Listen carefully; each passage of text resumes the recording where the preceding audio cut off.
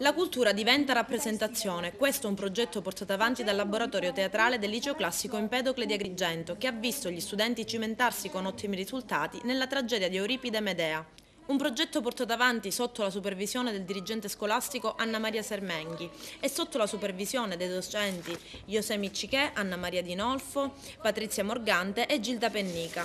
Questa iniziativa nasce in collaborazione con l'INDA, l'Istituto Nazionale del Dramma Antico, che ha proposto alla nostra scuola di partecipare al Festival Internazionale dei Giovani di Palazzolo Acreide, una proposta che in realtà viene fatta a scuole non solo dell'Italia ma del mondo. Si tratta appunto di un festival internazionale, ma che ha suscitato in noi un immediato interesse anche in ragione della particolarità dell'esperienza che avremmo potuto consentire ai nostri alunni, che hanno accolto con grandissimo entusiasmo. La cultura classica che è un messaggio sempre attuale.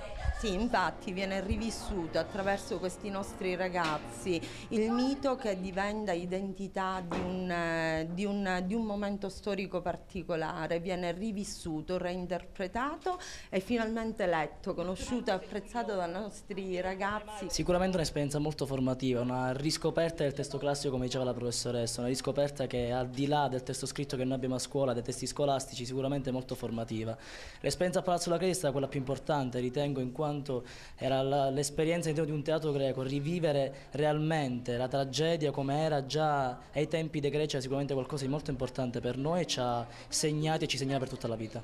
Un progetto realizzato con il prezioso aiuto del regista Marco Savatteri. Un'esperienza magnifica. Prima di tutto dico che io sono del liceo classico, l'ho frequentato alcuni anni fa e ho un ricordo bello anche perché ai tempi avevo organizzato il primo spettacolo, il musical Sue Vita. Ritornare al liceo classico dal lato opposto, quindi in veste di insegnante, di docente, è stata un'esperienza molto forte. La cosa straordinaria è l'impegno che hanno profuso i ragazzi del liceo classico nel concedersi al mondo teatrale. L'iniziativa si è realizzata con la collaborazione della Fondazione Teatro Pirandello e del suo direttore. Dopo un anno di lavoro abbiamo questa esibizione che ha livelli di eccellenza.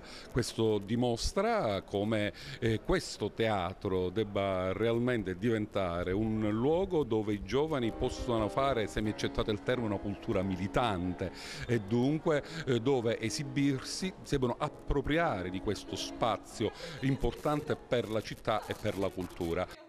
Perché mi scacci da questa terra? Ho paura che tu faccia del male a mia figlia e per molte altre ragioni.